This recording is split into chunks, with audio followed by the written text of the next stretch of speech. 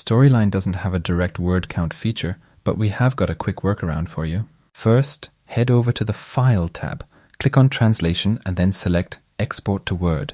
The Export Word document window will pop up. Here you can change the file name and location or simply keep the default settings. You'll also notice an option to include thumbnails for reference. These are images of all the slides in your project. If you leave this box ticked, be aware that Storyline might take a bit longer to generate the Word document. Once you're set, click OK. A Word file will automatically open. This document is typically used for translations, and here you'll see the total number of words in your project. Wondering why the number seems high?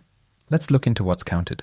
Basically, everything that would typically need translation is counted. Every source text box with a corresponding translation box next to it is included in the count. Let's break it down. First, you have your scene name. Under the thumbnail, you'll see the slide name as it appears in Storyline, followed by every text box on that slide and the slide notes.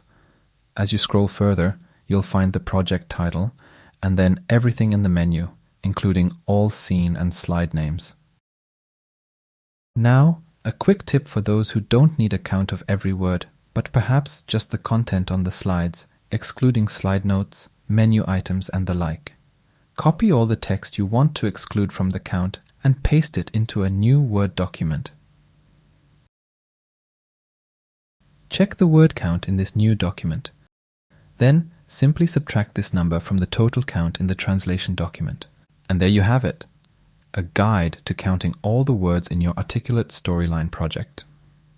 If this blink fast solution was what you were looking for, please give this video a thumbs up. And for more efficient tutorials, don't forget to subscribe to BlinkSolve Tutorials.